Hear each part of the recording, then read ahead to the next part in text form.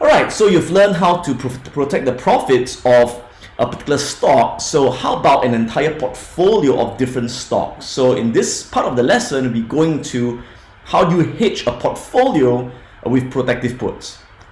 So again, the purpose of this strategy is to generate short-term profits to make up for potential unrealized losses in your long-term investment portfolio during a bear market. So if you're not too sure what a bear market is, I'll go into it a bit more in the next few slides. So here's the strategy breakdown. Let's imagine you hold a portfolio of stocks that you're invested in for the long term. Maybe it's your retirement portfolio. And although you are confident that you've bought shares of good companies or you've bought shares in the ETFs, you know it will rise in value in the long run in a couple of years. But you expect that prices may fall 20 to even 40% in the short term because of a bear market, because of a recession. So, well, you could of course sell your shares if you expect a recession or bear market. But if you sell your shares, you may have to incur capital gains tax, right? Especially if you're living in the US, or you have to incur transaction costs of selling the shares and buying it back. And you may be thinking, what if I sell the shares, it keeps going up, I miss out on the upside. So there's a way to solve that issue, which is instead of selling the shares, you want to protect it, but also hold on to the shares to collect dividends and participate in the upside potential. You could instead buy put options to ensure the current value of your investment portfolio. So again, it's no different from you owning a house. You want to maintain the value of your house. You expect a hurricane is coming, wildfires are coming, so you want to insure the value of your house by buying an insurance contract. So if your house gets blown away in a hurricane or burned down in a wildfire, you are still able to collect the insurance on the house on the full value. So it's the same thing with a portfolio of stocks that you own. So if the market price of your shares indeed fall in the short term, then the profits generated from your put options contract will hedge or offset the temporary unrealized losses in your investment portfolio.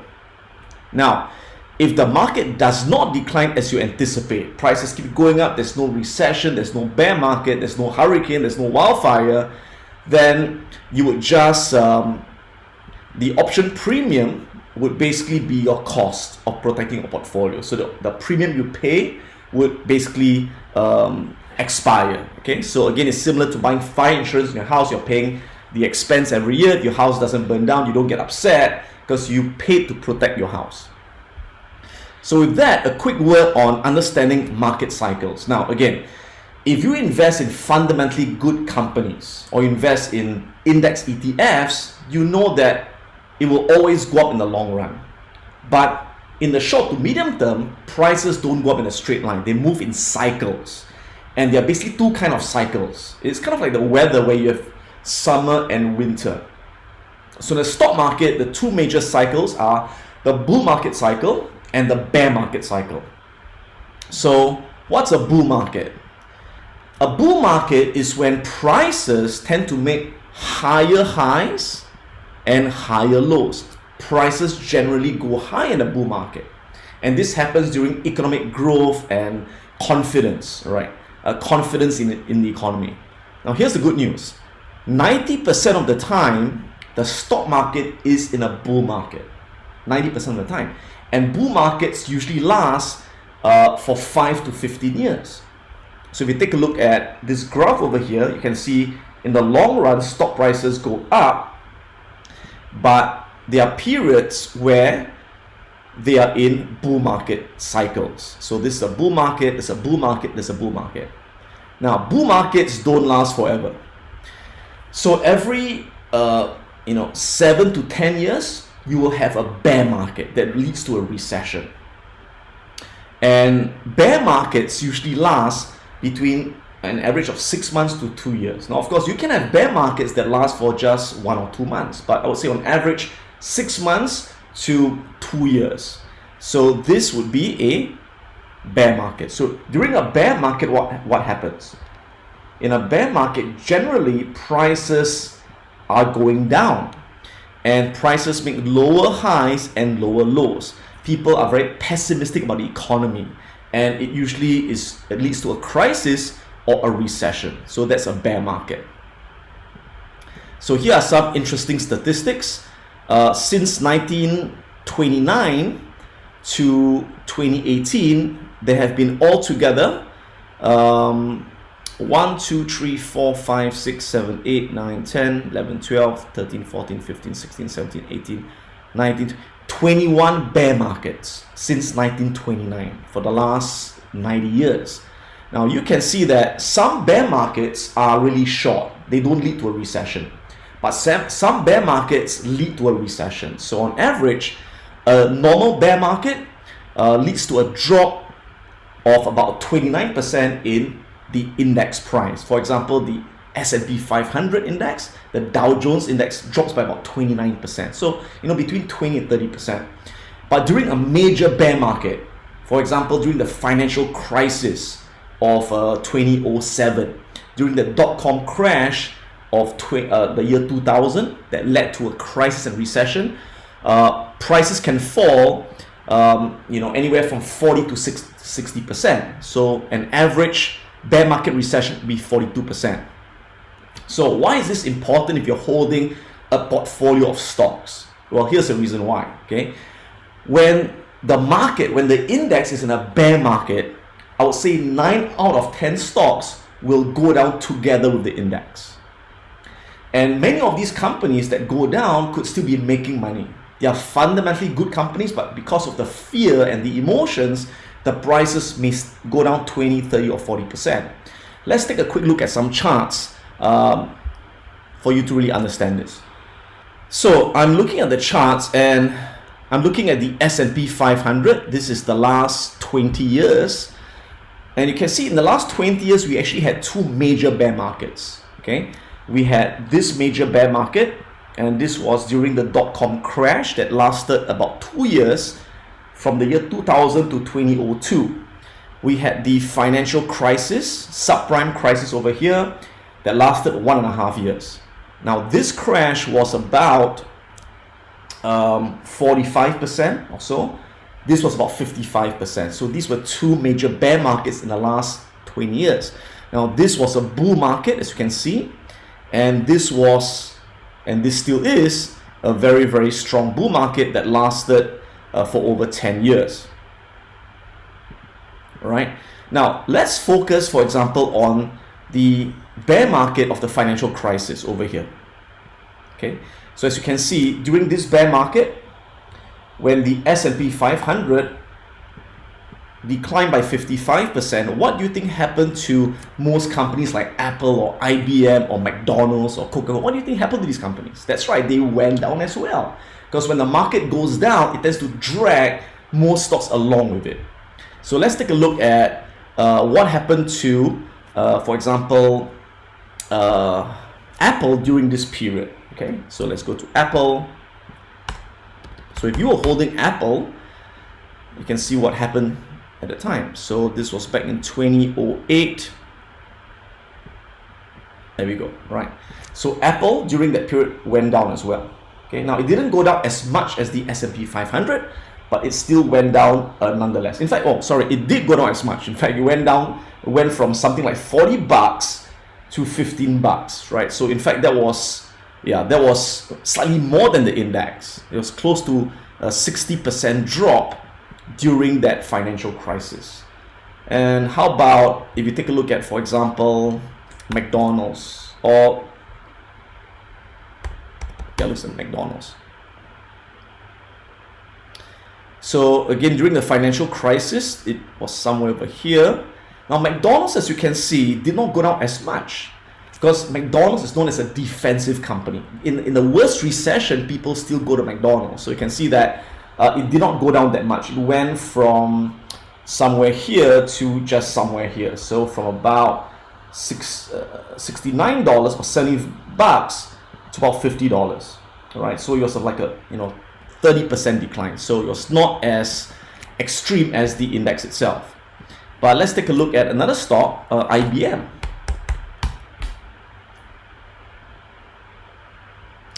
And during the financial crisis, whoa, it went from $140 to about 70 bucks. So yeah, it was a 50% drop as well. So you can see IBM fell in line with the index as well. Let's look at American Express. Whoa, look at that. So during the financial crisis, American Express went from $62 to 10 bucks. Damn, that was a big drop. So imagine you're holding American Express shares and you see dropping from $62 to 10 bucks, you shit your pants, right? But you know that it's a good company. So in the long run, if you hold on to it from 60 bucks to 10 bucks, but in the long run, guess what? It would always, right? After dropping to 10 bucks, it went back and now it's $103.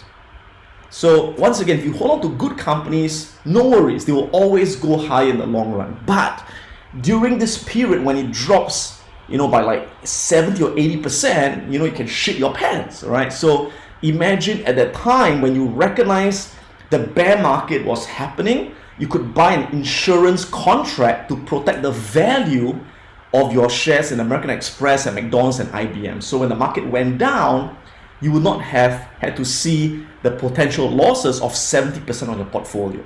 Okay, so that's why these put option contracts have been really powerful to hedge and protect your portfolio during those times. So how do we know a bear market has started? How do we know the trend has changed from a bull market to a bear market? So I find one of the best ways to find, or the best indicator would be using moving averages. And again, I go through this in detail in the lesson on technical analysis, but I'm going to explain it here as well. So let's go to the S&P 500. Okay, there we go. So I like to use, for this purpose, 3 moving averages: the 50, 150, and 200 simple moving averages. So again, in the lesson on technical analysis, you will learn how to put in these moving averages into your charting software. I'm just going to put it in right now because I've got it pre-configured. Okay, there we go.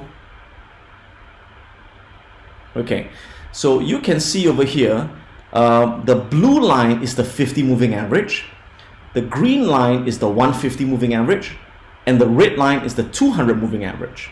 Okay, so let's go back to the financial crisis and how we could have used these moving averages to identify the bear market. Now, let me isolate 2 moving averages first. Let me first run through the 50 and 150 moving average, and I'll bring the 200 back in a while. Okay, so we're now just looking at 2 moving averages, the 50 and the 150, which is the blue and the green line. Okay, so notice something interesting. When the 50 moving average, the blue line, is above the 150 moving average, it is an indication of an uptrend. So remember, when the 50 is above the 150, it's an uptrend.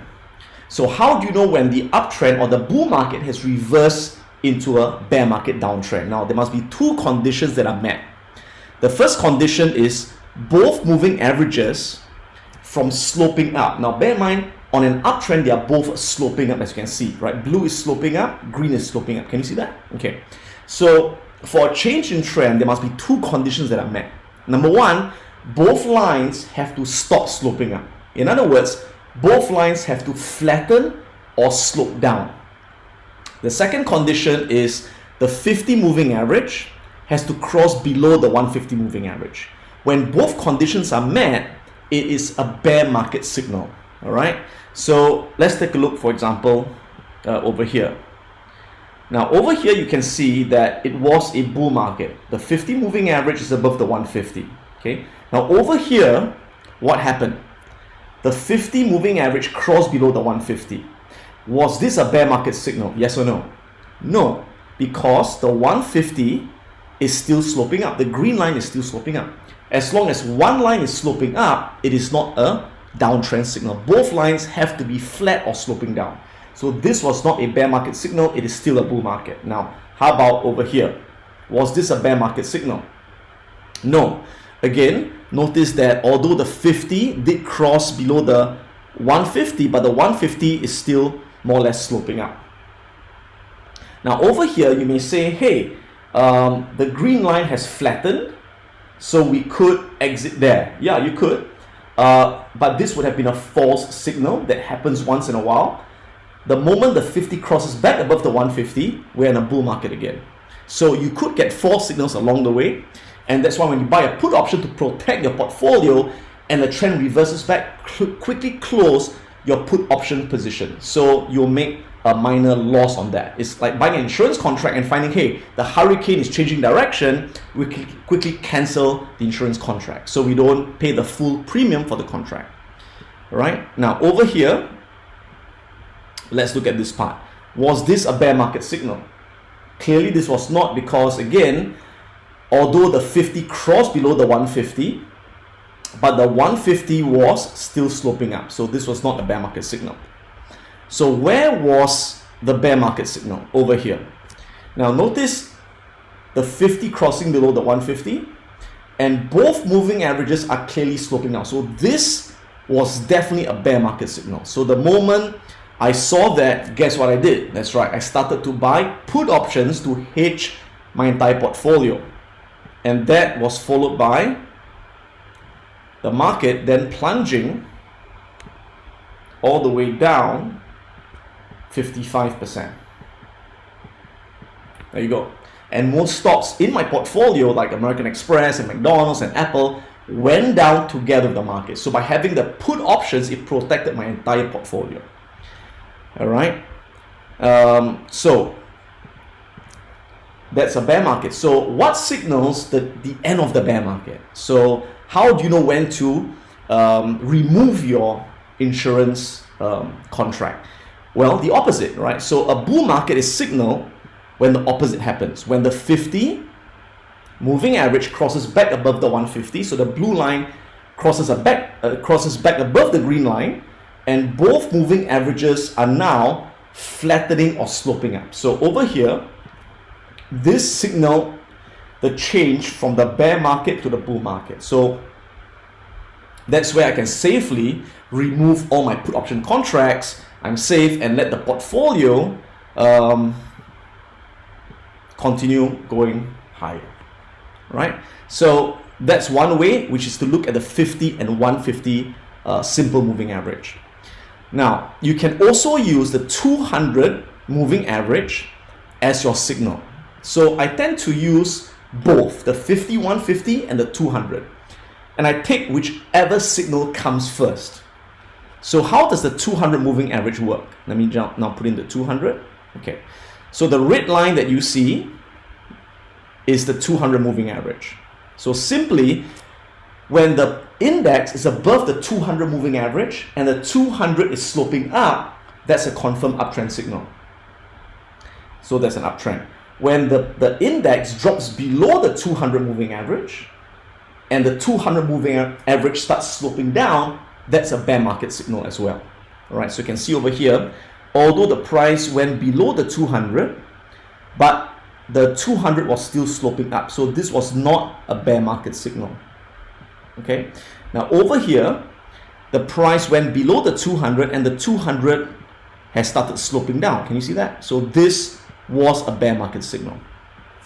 Again, you can either use the 5150 signal or the 200 signal, whichever comes first. So I've been using this signal for the last 26 years of being in the market. It's been extremely effective. Now again, not everything is 100%. It doesn't mean that when it crosses over, it is definitely a bear market. You will have false signals. So if you get a bear market signal, you put in your put option contracts. If it's a false signal and it goes back up again, what do? That's right, you cancel those contracts. So you take a small loss. But it's better than not doing anything at all, because when the actual bear market happens, you want to have those insurance contracts to protect you in case it's the big one. Alright, so this slide generally summarizes what I just taught you. Let's run through it. So again, in the bear market, a majority of stocks would decline in price together with the index, depending on how correlated they are to the S&P 500. So you could see that during the financial crisis, when the S&P went down 55%, some stocks like American Express went down even more than 55%. It went down like 80%. Right? But some stocks like McDonald's went down a lot less because it was more of a defensive company. And stocks like Apple went down exactly with the index. So different stocks would react more or less to the index, but they would generally go down. So again, a bear market in the index is signaled when the 50 moving average crosses below the 150 moving average, with both moving averages flattening or sloping down. Or the signal can come from the index crossing below its 200 moving average, red line, and the 200 moving average starts sloping down. So whichever signal comes first is a leading indicator of a bear market trend. So once we know it's a bear market and we believe that most of our stocks are going to go down, how do we protect our stocks? Again, you could buy options on all your different stocks. You could buy American Express puts, McDonald's puts, Apple puts. You could do all that, right? But you don't have to do that, right? It's a lot of work. So what you could do is you could just buy put options on the index, or on the index ETF to protect all the different kind of stocks. All right, so that's a simpler way. So because by buying put options on individual stocks is a lot of work and it's going to be a lot more complicated, right? So let's keep it simple. So we can buy put options on the S&P 500 index itself, or we can buy put options on the SPY. Now the SPY is basically the S&P 500 ETF, so you can use either one. Now my suggestion is, if your portfolio is less than 200,000 US dollars, use the SPY, use the S&P 500 ETF. But if your portfolio of stocks is more than 200,000 US dollars, like $500,000, $1 million, 5 million, it's better to use the S&P 500 index itself because it has a much bigger value than the ETF. So you can use that to hedge against our portfolio of various stocks. So in other words, we're going to buy put options on the S&P 500 ETF to hedge our individual stock positions. All right, so do we hedge one-on-one? For example, for every $1 of McDonald's shares that we have, should we hedge with $1 of the S&P 500? Well, not really, because remember that McDonald's doesn't move as much as the S&P 500, but American Express moves more than the S&P 500. So we don't actually hedge $1 to $1. What we do is we have to calculate the beta value of our stock portfolio. In other words, how closely do our stocks follow the S&P 500? Now, how do we know that? Well, we look at a variable known as beta. Okay, so beta is something really important. Beta is something that helps us to find the correlation between a particular stock like Apple to the S&P 500. So every stock has a beta you can find on the websites. Like you can look at it at Finviz or any other financial website. I'll show that to you in a short while. So a stock's beta is a measure of how volatile the stock is compared to the S&P 500. So for example, if a stock has a beta of 1, what does it mean? It means that this stock moves exactly the same as the S&P 500. If the S&P drops by 1%, this stock will drop by 1%. If the S&P goes up by 1%, the stock will go up by 1%. So if your stock has a beta of 1, then it's really simple, right? For every $1 value of stock, you buy $1 of put options on the S&P 500 ETF, okay? But some stocks like Monster, right? This stock Monster has a beta of 1.52. So what does 1.52 mean? It means that this stock is more volatile than the S&P 500. For every 1% move in the S&P, Monster will move by 1.52% more. Okay, so if the stock market drops by 1%, Monster will drop by 1.52%. Okay, so in that case, to hedge $1,000 worth of Monster shares, I would have to buy puts on about $1,500 on the SPY shares. Again, what is SPY? SPY is the S&P 500 ETF. On the other hand, AVGO, this stock has a beta of 0.74. So it is less volatile than the S&P 500. So a 1% move in the S&P would only lead to a 0.74% move in AVGO. So if the market drops by 1%, AVGO will only drop by 0.74%. So because of that, to hedge 1,000 shares of AVGO, I would only need to buy puts on about $700 worth of SPY shares. You get that? Okay. So let me show you where you can find the beta value on Finviz. So if you go on to finviz.com and type again any stock you want, let's look at McDonald's. And you can see that currently McDonald's has a beta of 0.57. So McDonald's is not as volatile as the market. Okay, so for every 1% drop in the S&P, McDonald's will only drop by 0.57%. So to hedge $1,000 of McDonald's shares, must I buy $1,000 worth of S&P puts? No, I only have to buy $570 of S&P puts in order to hedge my McDonald's shares. So that's how it works. All right, so to hedge your portfolio of different stocks, here's what you need to do. First thing you need to do is to put in a table all the stocks you own in your portfolio. So for example, you've got 10 stocks. And again, some of them could be ETFs themselves. So we've got McDonald's, Amazon, Microsoft, Facebook, Boeing, BlackRock, JP Morgan, Yum Brands, and the SPY is the ETF itself. So let's imagine you own some S&P ETF shares.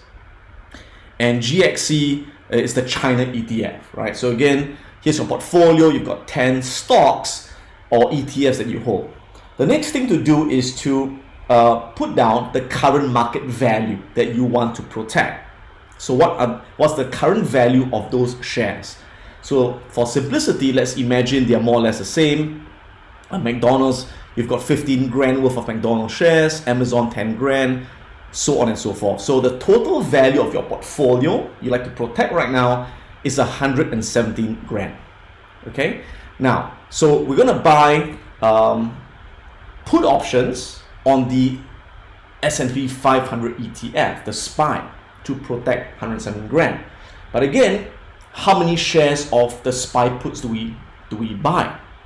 So what we're gonna do is we're gonna find out the beta weighted value, because some stocks are more volatile and some are less volatile. Okay, so what you're going to do next is to put down the beta of the individual stocks, and you can get this from Finviz, right? So McDonald's is 0.57, Amazon is 1.63, so on and so forth. The next thing you do is you multiply the market value by the stock beta.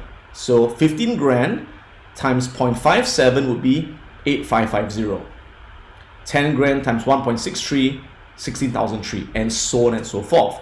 Now notice that your SPY ETF has a beta of 1 because you're buying the ETF that tracks the index, right? So this is exactly 20 grand, right? So you add up the total beta weighted value that you need to protect would be 128 grand.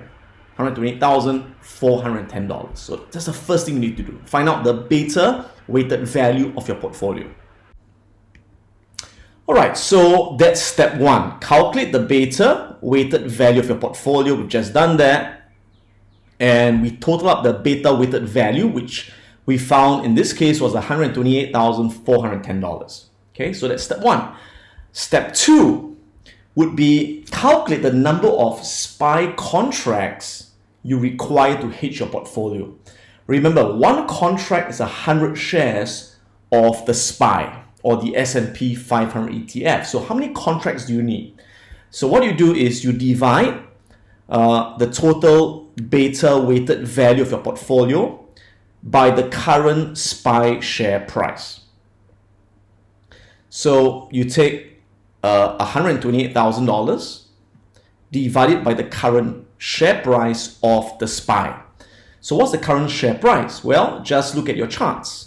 Let's go to the charts. So on your platform, just type in SPY, and that's the, again, S&P 500 ETF, and the current price is $270.06. Okay, so whatever is the price, take that price and divide it, right? So we take, in this case, 128,000 and divide it by 270.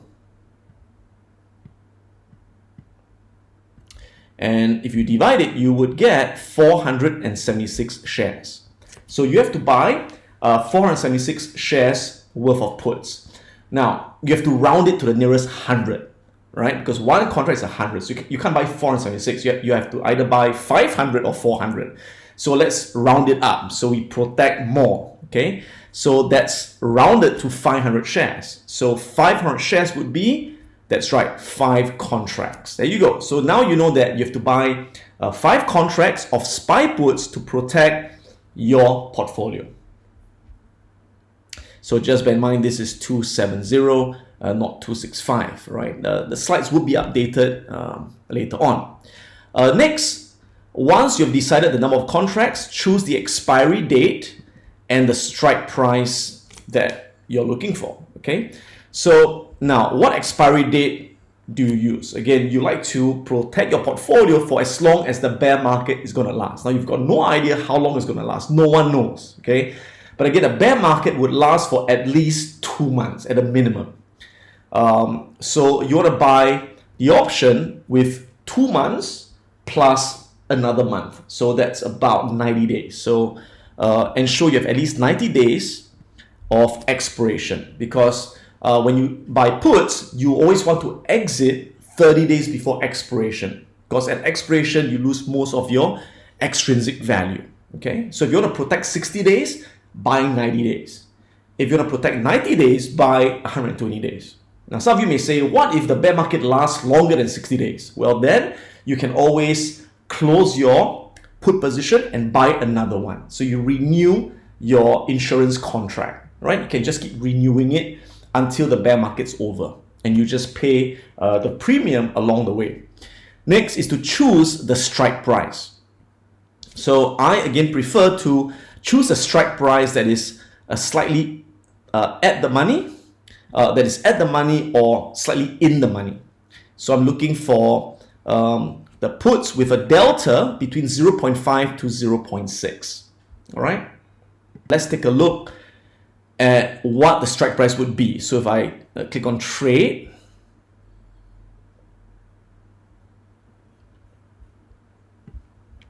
and let's imagine I like to choose the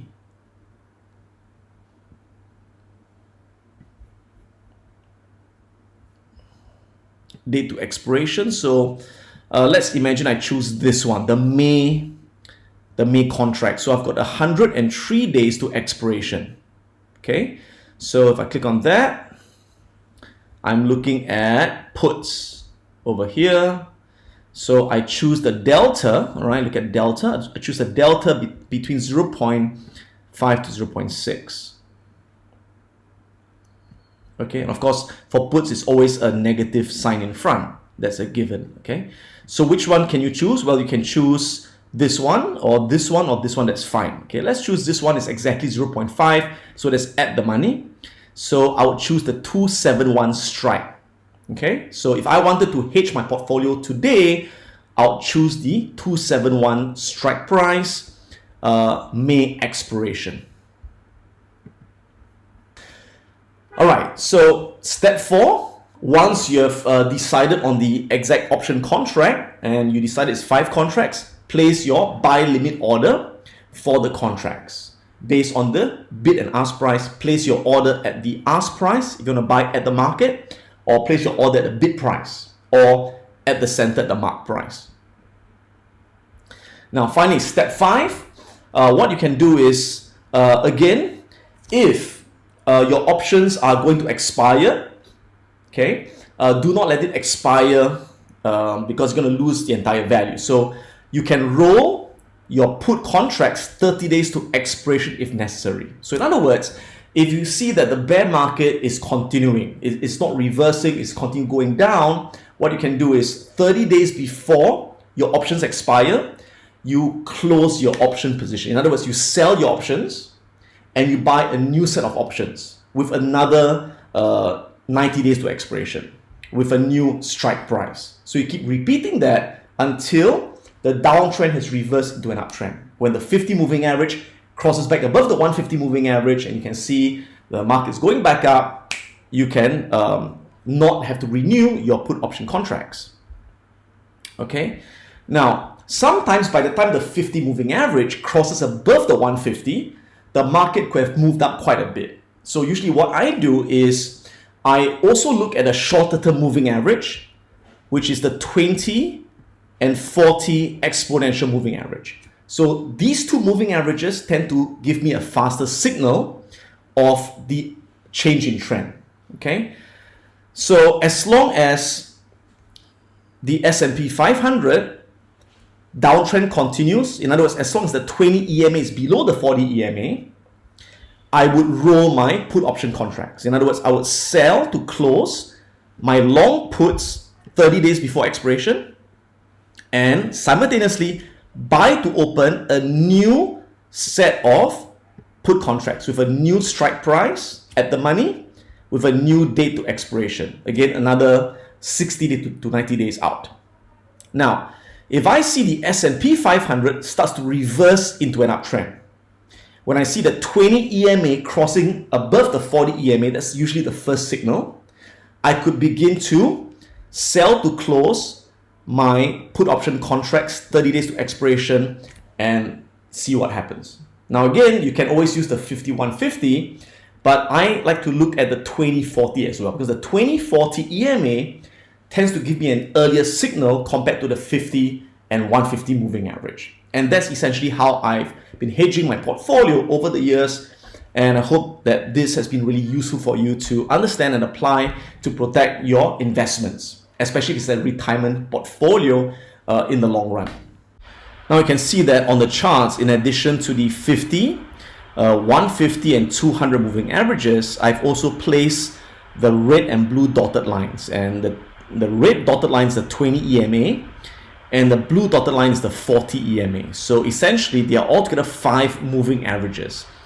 The 50 and 150 measures the medium-term trend, the red measures the long-term trend, and the 2 dotted lines measure the short-term trend. You can see over here, again, we've got the 20 and 40 exponential moving average, the 50, 150, 200 simple moving averages. So again, like I mentioned, why do I use the 2040 to get an early signal, right? So you can see that over here, the trend was down, okay, and over here the trend began to reverse, right, from a downtrend to an uptrend, and you can see that the 20 EMA has crossed above the 40 EMA. The red dotted line has crossed above the blue dotted line. So this is an early signal that the trend is changing. Now over here you can see the 50 crossing above the 150.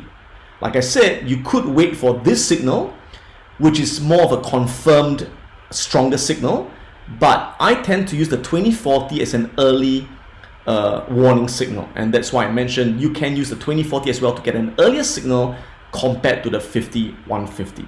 But again, this as an early signal is not as reliable as this one, but it gives me the first indication. So let's do a summary of the advantages and risks of using protective puts. First of all, the advantages. All right. So again, the first advantage is by buying protective puts, it allows you to hold on to your stock and participate in the upside potential, but at the same time ensuring against short-term losses. Next, the cost of buying insurance, which is the premium that you pay, is low compared to the sum that you can insure. And the next thing would be maximum loss is the premium that you pay, which is the cost of the insurance policy. What's the risk? The risk again is the cost of the put option. So you must be willing to pay for protection, and again it will eat into your profits, but it's worth it, especially during a bear market. The next risk, of course, when you're buying a put option by itself, the put option loses value as time passes. So theta is not working in your favor. Over time, your option loses value. Now, in the later lessons, you will learn about how to use a spread, which means to buy a put and to sell a put at a lower strike price. And you could apply that to protective puts as well. And when you get to the last two lessons, you'll understand how you can combine spreads with protective puts. Again, the next risk would be the option, again, has a limited time to expiration and must be renewed for protection to continue. And that summarizes the pros and cons of protective puts.